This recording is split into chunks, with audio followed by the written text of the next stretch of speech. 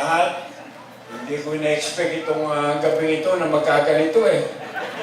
Kahit nakagabi nung tinawagan lang ako ni Mrs. nung tanghali, magkita doon kami doon sa Shangri-La, tahanan ko siya. Tapos yung pala, magdi-dinner kami sa Eastwood.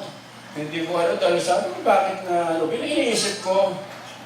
Nung andun na nga kami, kain-kain, ayun. Kaya pala, may mga bulong-bulungan siya, kaya akong At itong anak ko na galing sa Singapore, kahit ko, totoo, nasa Singapore siya.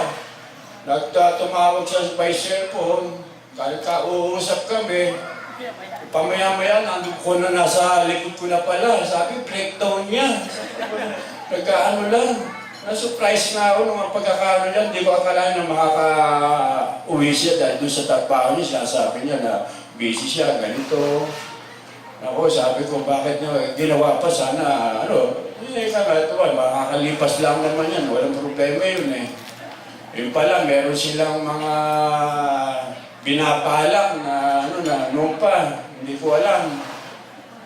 Ayun nga, ganyan nga sa gabi ito, ayun, yun ang hindi ko rin kasi nag-ano to, kung saan kakain. Sabi ko, dito na lang, sa bahay na lang.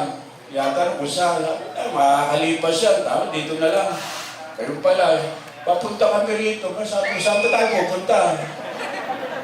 Sabi ko, sa Marikina. Saan ba sa Marikina?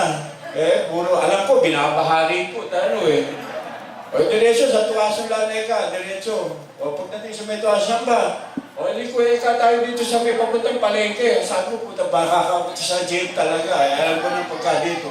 Hindi ko naman na-expert na bakit maraming sasakyan. Hindi ko naman nakakita na pagpasok, ito na ang binigay na sa akin. Hindi ko talaga na-expect nito mga anak ko, itong asawa ko, bakit nagbigay sa akin pa ng ganito. Ito hindi na dapat na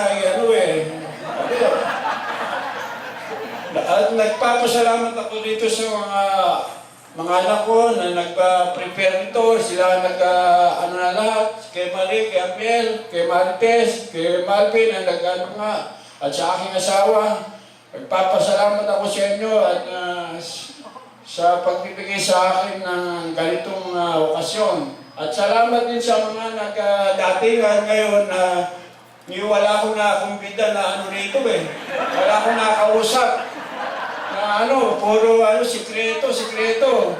Mga kapitbahay ko sa Octagon, mga kaibigan, office mate, yung mga pamangkin ko, mga kapatid ko, mga galing pa ng Australia, nagsadya rito sa Sydney, sa Gold Coast, mag-asawa, si Michelle, si Kishe.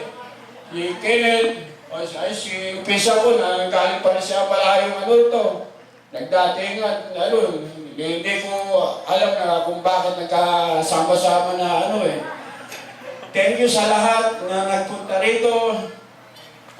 Teka nga, siguro kumain na tayo. Sa mga kaibigan ng mga anak ko, salamat sa inyo. Salamat ha. Siguro pwede na tayo kumain. Thank you.